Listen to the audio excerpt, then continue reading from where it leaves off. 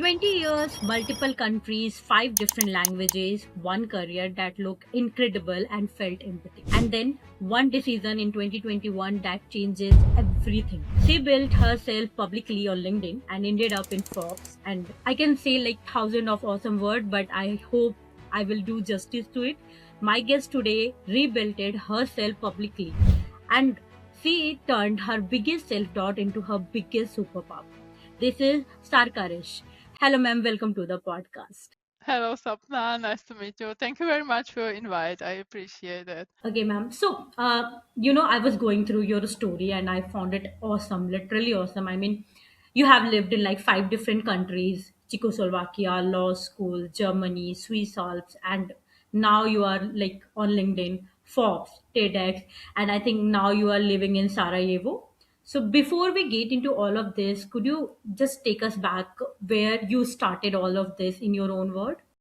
Yes, just only to say I was in Sarajevo at a community meetup. I'm still living in Switzerland. Okay, okay, okay. You hadn't community meetup. Okay, so sorry about that. Yeah, Yeah. no problem. Yeah, so how did it start? That's a good question. So actually, I was born in Czechoslovakia, and I studied law, and then I continued my law study in Germany because I always wanted to live abroad in a foreign speaking country. Yeah, that's actually where my journey also started. I want to learn, to develop myself, and uh, I also met my ex-husband in Germany, and I stayed and I continued my studies. So I studied marketing, tourism, economics in Germany, and the last part, because it was half working and half studying for bachelor, the last part I did in Switzerland because I love so much the Swiss Alps and Yeah, the we all, mountains. Yeah, and so for sure. yeah, and that's how I came into to Switzerland, and then I worked for 20 years here in marketing, sales, and tourism uh, till 2021 actually, when I quit my full-time job. But first, it was actually in 2019 when a thought came into my mind. And it was, where do you see yourself in 20 years? And I didn't have an answer. I just changed my suitcase and was traveling for my employer again. 2 years later, a mentor, a friend of mine actually at the time, she became my mentor then. She told me that she sees me as an entrepreneur. And I said, Wow, no, no wow, way. yeah, Then I started working yeah. together with her. And actually, before that, my intuition also brought me to studying LinkedIn, to start studying LinkedIn. So I did my first LinkedIn course, digital marketing course. And then when I started working together with my mentor in 2021, I actually also started working with my first LinkedIn coaches from the US, and I worked with them for 2.5 years, and I always invested a lot in myself. And and in that way, actually, I started being active on LinkedIn and starting really helping clients, helping leaders. It means executives and entrepreneurs do the same what I was struggling with. So I believed I don't have story. I don't have my voice. I didn't believe in myself till I realized I have a story that can inspire and help others, and that's actually how I started. And from the beginning, I had my first client, uh, who actually was a mental trainer, and we exchanged just services. This was my first client, and then the next year I realized that I have really to focus my time and my energy, and that's why I quit the corporate world. I left my part-time job, and since then my entrepreneur journey went up, and and here I am, and I help leaders find their voice on LinkedIn, build a strong community, and actually realize their goals that they want to achieve with the right mindset, the right strategy, and implement it also along the journey.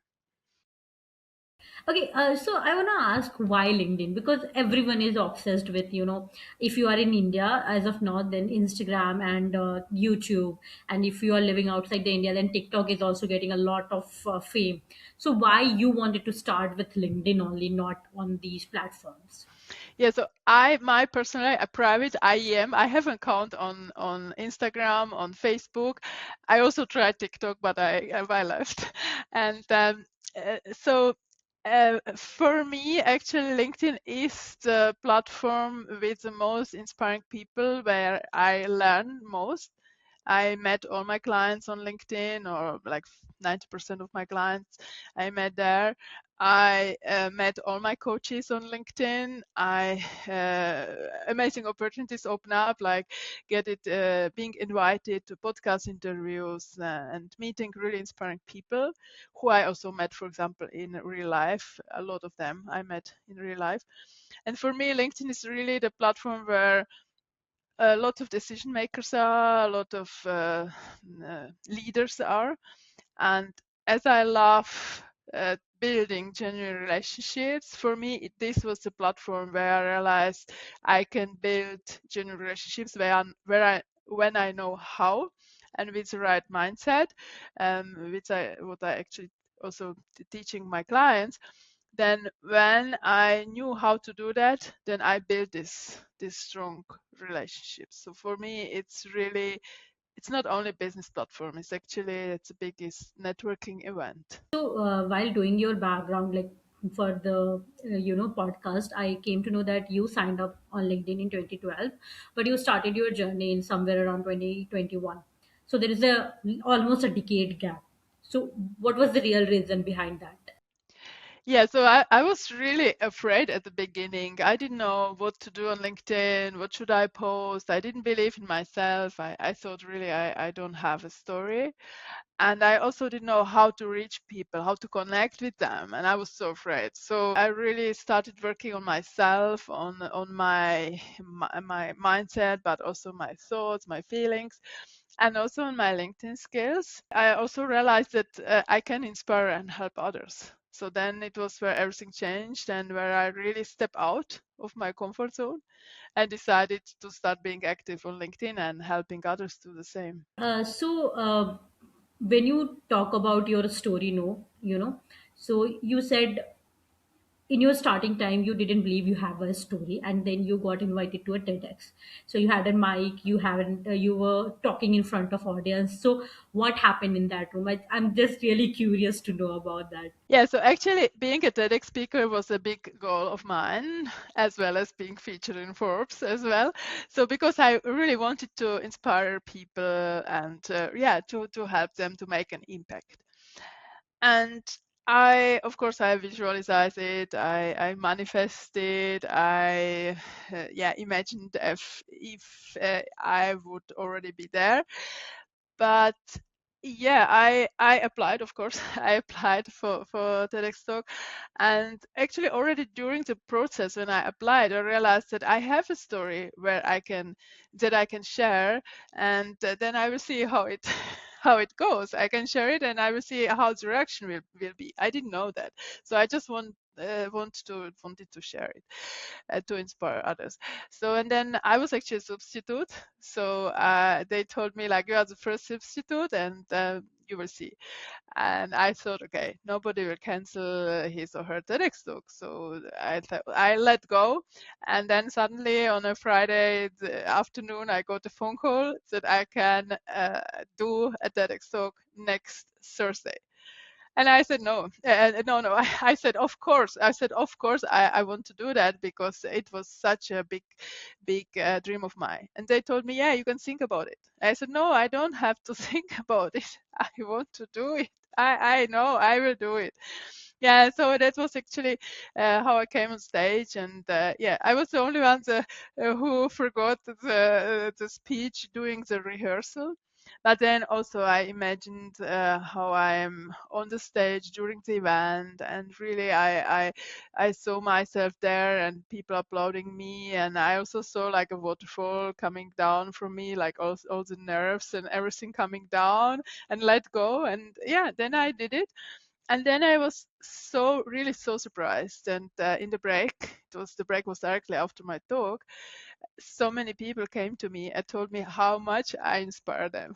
And then this was the moment where I realized, oh wow, I have a story and I can help inspire so many people, so I should share it more.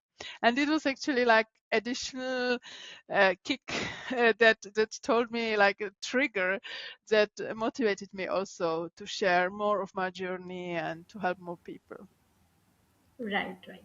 Okay, so you have two of the most incredible titles going into TEDx, then featuring in Forbes. Okay, for most of the people, when they see, okay, the she made it, okay, that's the destination. But I think for you, that was the opposite. You kind of started with it. So why I want to ask this question, because I want to flip the idea for everyone watching, that the big moment isn't just the finish line. It can be something where your actual work begins. So do you believe in that okay, these two kind of given me the motivation I needed to make myself more active on going through whatever I'm doing, leadership and talking to people and everything. Yeah, that's actually a good question. So it was my dream that I wanted to realize, but I think, I mean, you can do it also without it, without being a TEDx speaker, without being featured in Forbes. Of course, this helps you. Yes, this helps you to get more opportunities, and it opens up more doors for you. But I mean, if you have a dream that you really want to realize and you really believe in it, you can do it. The most important thing is really your mindset, your thoughts, but also what your heart is telling you, like your feelings, and if you really want it. So this is the most crucial part. And every time there are negative thoughts and something negative or negative feelings, they come into your mind, like to say stop and really to focus, to have the right focus and focus on what you would like to achieve. And really to ask yourself and also to invest in yourself. Because since 5 years, I've been investing immensely in myself, working with coaches, and this pay off for me, but also for my clients. But I don't see the investment as the money I spend. Of course, it costs something, but I always ask myself, like, uh, from the state where I would like to be in the future, does this bring me closer to my goals, to my vision, or it or not? And I don't see it like from the scarcity mindset. I ask myself, like, will this bring me further or not at that time where I want to be, at that position where I would like to be? And if the answer, I feel it in my heart, if the answer is yes, then I invest myself and then I organize the money. So it's like, yeah, really, because when I think about first about the money, then it's a scarcity mindset. It's like, oh, I don't have the money perhaps now. How should I do it? But the most important thing is to think of it like, do I really need, I don't like the word need, but does this really help me? Does it really bring me further? So it's like the combination of everything. Yeah. Right. I think you also write this in your content as well. That most of your content is you, do you really live your dream, something like that, right? So most of your content ends with it. Do you feel like most of the people that are in leadership as of now, most of youngster are, most of middle age people are, do you feel they are pursuing themselves to their dream, or they are just doing it because they need to do it? That's also a good question. I think many people take a lot of things for granted, and that's also what helps a lot, like being grateful for everything we have achieved, and really that celebrating all the wins. I celebrate all small wins, and this is also so important to live in this abundance, to live in gratitude, because we attract what we radiate, and it's all about the energy. So this is also very important, and also the connection to myself, connection to the universe, or however we tell it, however we call it, if it's God or universe or creator, whoever. But this is also for me very, very important. Okay, so I think as of now, the trending keyword is how to grow on LinkedIn, because LinkedIn is blowing up as of now, right? And everyone wants to post content, everyone wants to grow there. And I want to ask this to an expert who have more than 300 plus leaders, like you have helped more than 300 plus leader and then featured into Forbes. If you have to explain LinkedIn in very layman terms to the people who wants to, just grow on the platform, what is the specific advice you would give to them? Another good question. So I would really tell them that the most important thing is like to think about it. What are your goals on LinkedIn? Who you would like to reach? So who is your target audience? And also, what are your messages you would like to be known for? So like the personalized strategy. For me, it all starts with a personalized strategy. That's also how I start working with my clients. Doesn't matter if it's one-on-one coaching or if this is in workshops. Once there is this clarity, because positioning is so important, and the positioning starts on your profile, but then it continues in your comments, in your posts, on DMs as well.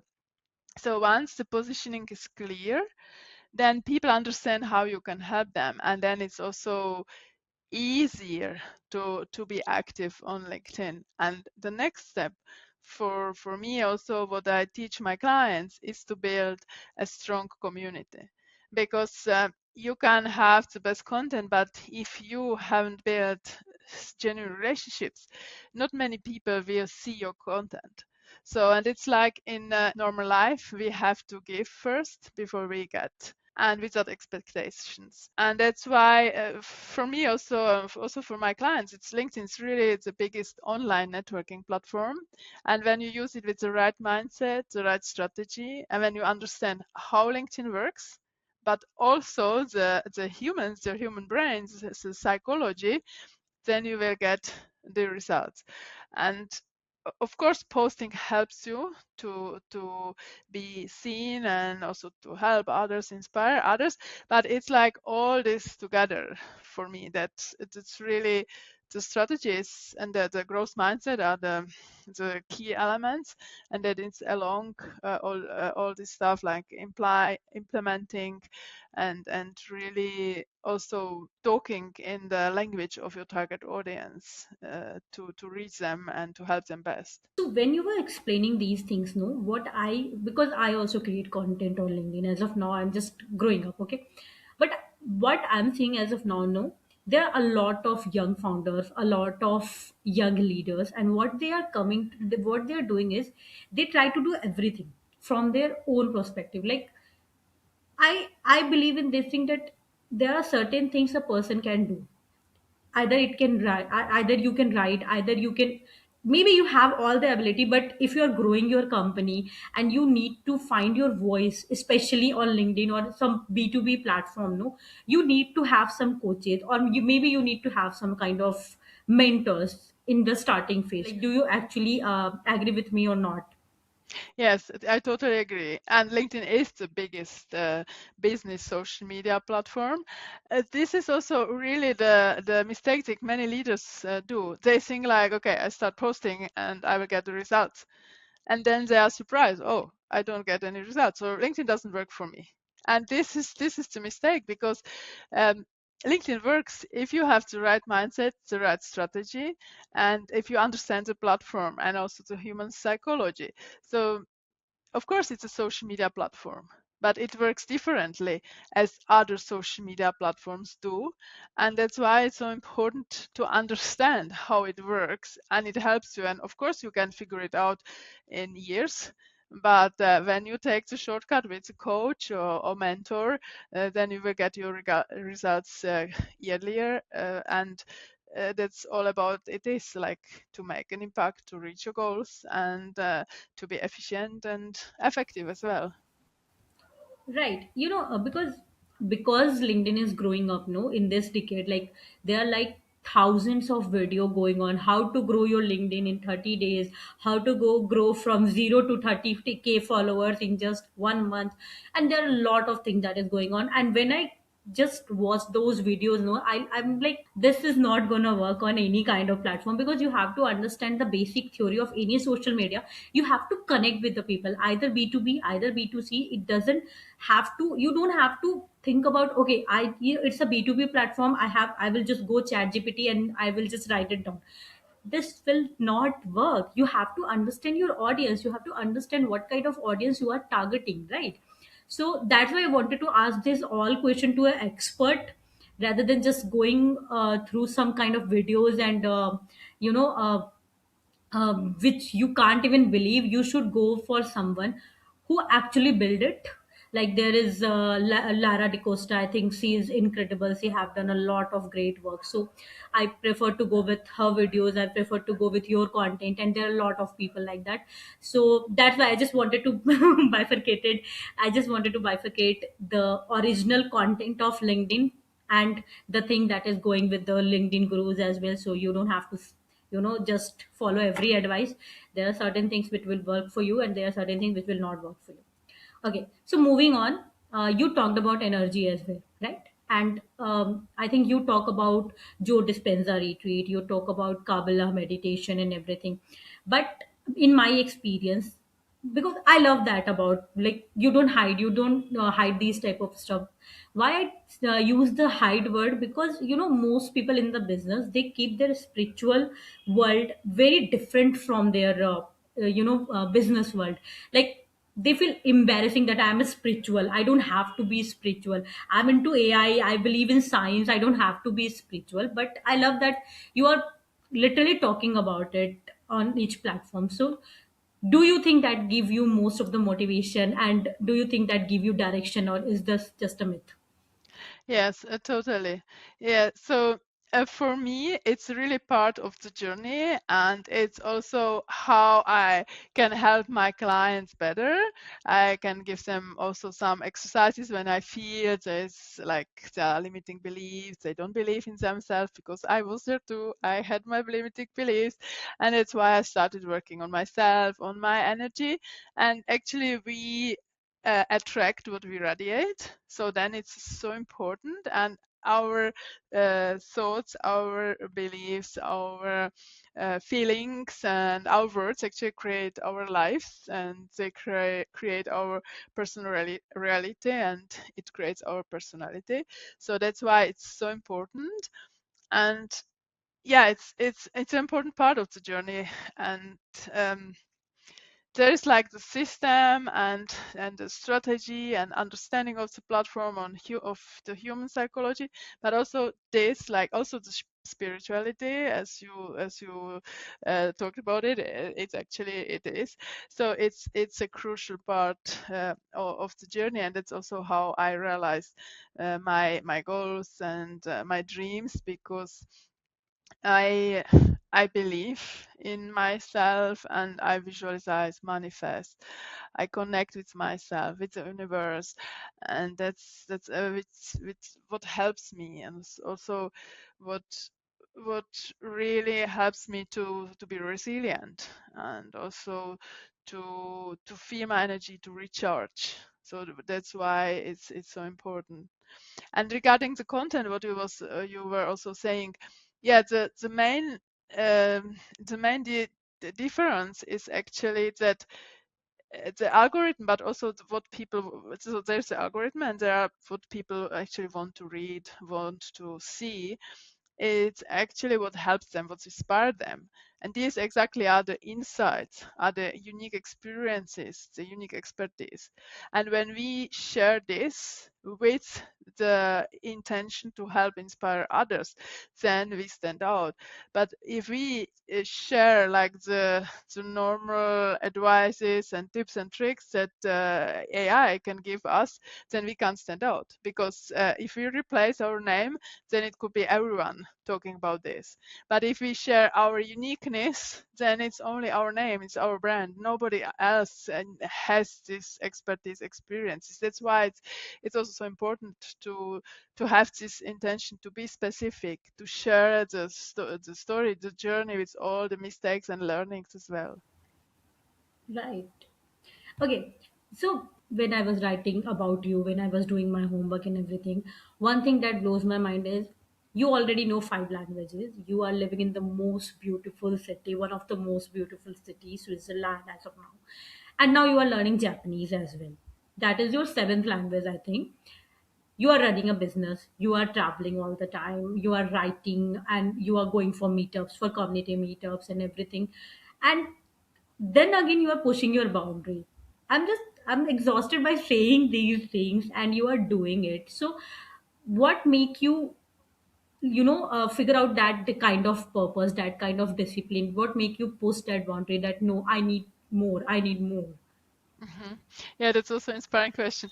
Yeah, I always love languages, and for me, I mean, already when I was working tourism, for me it was like I wanted to get to know people better. I want to speak their language, and yeah, then Czech is my native language, and then yeah, I've been living longer in German-speaking countries that I've lived in the Czech Republic or Czechoslovakia. So then my German is like my second native language, then English, Italian, French, Russian, and yes, I am learning Japanese because I love Japan so much, and the culture inspires me so much, and also the values.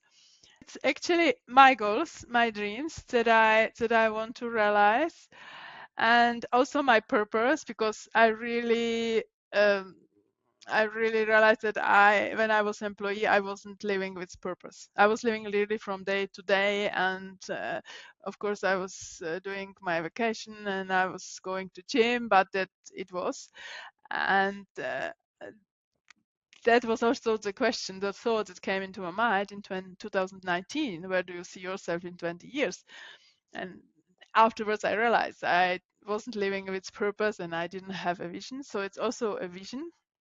My vision is actually a connected world where I help people get to each other, get to know each other, being inspired by each other, and when it fits, doing business together. And this is also what gives me motivation. Then also feedback from my community, feedback from my clients. This also motivates me. The exchange, the spark exchange at the meetups, or also just with like-minded people, also like with you and with another leaders, that gives me motivation and recharges me as well. And also my work on myself, on um, yeah, like meditating, enjoying silence, doing sports. Yeah, so this is like my strong engine that moves me forward. Even though, like, I think most of the people that I have, like, in my close group, and I know most of us are exhausted by our day-to-day life only. Like, if I'm doing these certain things, no, I don't have the bandwidth to do other things. I will, like, okay, I don't think I can do it. But when I get to meet people like you who are pushing their boundaries in between, like whatever times they find, right, you are doing everything you can, and then you are pursuing your dream, you are learning. Even though, for me, for most of the people, you have made it, like you have the big names in the industry, but still you are pushing your boundaries, and that keeps us motivated a lot. Like, okay, I need to push my boundaries more. I think I can reach more, and that's why I like talking to people like you. Feels like a dream. Really, like, okay, yeah, Thank you very much. I can do this. Thank you very much. Yeah. So there is also like a mindset. So congratulations, you can do it. This is the most crucial part. You can do it. And like I think I can't do it. I won't do it. So this is the scarcity mindset. But I can do it. This is the right mindset, the growth mindset. And I mean, sometimes also me, I realized sometimes less is more. So really also sometimes to let go is really powerful, and really to let the opportunities come to you, to attract. So this is also an important part that I had to learn, to be patient, for example. And when you realize this, you will also attract the right people, the right opportunities. So it's not only about doing; it's also about attracting, and having the right thoughts and feelings, and having the right narratives, because we live the narratives that we tell ourselves. Yeah. But thank you very much. I appreciate you as well. Thank you so much. And there is a quote that say, "The more you read, the more you feel like you don't know anything." So that's what happened, right? Okay. So for my last question, I just want this question for my audience, whoever watching this as of now. So, what kind of advice would you tell them, to the people who feel like they don't have any story worth telling? What do you want they want to leave with them? Yeah, that's also an amazing question. So I would say, like, start believing in yourself, but this is very simple advice and it's difficult to pursue. So how can you do that? Just write down things that are you grateful for today. Write down, like, that you are healthy, that you have a roof above your head, that you have something to eat, you live in peace, and all this stuff that come into your mind, and feel it. And when you feel this gratitude, it brings you to another state. And then think of your goals or really dreams, but don't think it's not possible or I can't reach them. Just think big. Think big and really feel your heart, what you would love to achieve, where do you see yourself? And write it down and feel it, and write it down as if you've already achieved it, because this also changed, because our brain can't differentiate between what we really live and what we didn't achieve. But if we put it in our brain, if we repeated what we really want as if it already is, like, for example, I want to travel to Japan. So then, like, I am so grateful, and feel it also. I'm so grateful that I travel to Japan every year, for example. And then when you do it more and more, repeat it, visualize it, see yourself there, you will attract it. But of course, you have to make decisions and start doing the things. But fears are actually the part of the journey as well. And it's so important to acknowledge them, and every time to ask, what is the situation teach me or teaching me? And when you see every challenge also as a chance to learn, to grow, then you will overcome it. And when you start to act, only small things, like do every day some small things, plant seeds. And if you do it consistently, if you do it like 5 times a week, for example, then in a long term, you will be closer and closer to your dreams, and you will attract them as well. And another important thing, what I would like to share, is also building a strong community, a strong network. Because we are social beings and we can't do everything on our own. And we really need, I don't actually like the word need, but it's really that um, having like-minded people, working together with people, exchanging, it's so inspiring, and you never know who you can help or who can help you, but you don't have to expect anything. And these relationships, these human relationships, they are so powerful. uh, no AI can replace our human emotions, our human relationships. So start building it as early as you can. Being a writer from last 5 years in corporate world, I can say AI is just a tool. It can never replace human writing, because human have emotions, and you have to understand it. You don't have to freak out about AI and everything. It can't replace humans. It really can't. It Definitely, can edit. Yeah, as in tool you can use it, but you can't say that, okay, you are going to lose your job. If you are, if you believe in your writing, in your art, no one gonna replace you for sure. definitely, Okay, so that's the end of this podcast, and I just want to say thank you so much for being on the show.